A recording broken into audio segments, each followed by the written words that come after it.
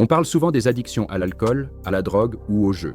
Mais il en existe d'autres, bien plus discrètes, bien plus socialement acceptées. Travailler sans relâche, faire du sport à outrance, vouloir tout contrôler tout le temps. Ce sont des addictions invisibles. Et aujourd'hui, on va en parler. Alors, qu'est-ce qu'une addiction invisible? Ce sont des comportements qu'on valorise dans notre société. Être productif, discipliné, rigoureux. Sauf qu'à un moment, ça dérape. Quand le travail devient une obsession, on ne sait plus se reposer sans culpabiliser. Quand le sport n'est plus un plaisir, mais une obligation, un échappatoire permanent. Ou encore, quand le besoin de tout contrôler son emploi du temps, son alimentation, les autres devient étouffant. Exemple. Travailler dur.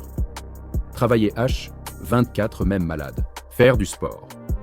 Ne pas supporter un jour sans entraînement, être organisé. Paniquer si quelque chose échappe à notre contrôle. Pourquoi c'est dangereux? Le piège, c'est que personne ne te dira d'arrêter. Tu seras même applaudi. Waouh, t'es un bosseur. T'es super fit, toujours à fond. Mais l'impact, lui, est réel. Fatigue chronique, isolement social, burn-out, troubles alimentaires ou anxieux. Perte de sens. Ces comportements nourrissent l'illusion du contrôle. Mais à force de tout contrôler, on finit par ne plus rien vivre vraiment. Comment en sortir?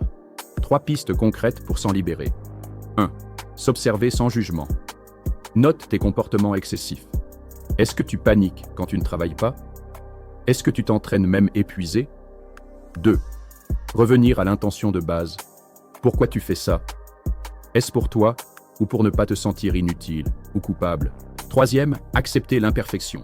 Apprends à dire non, à t'arrêter, à ne pas performer. C'est pas un échec, c'est une forme de liberté. Tu n'as pas à mériter ta valeur par la performance. Enfin, ces addictions invisibles sont sournoises parce qu'elles se déguisent en qualité. Mais si tu te sens prisonnier de ce que tu fais, même si c'est bien vu, alors il est temps de faire une pause. Tu n'es pas une machine. Tu as le droit de souffler.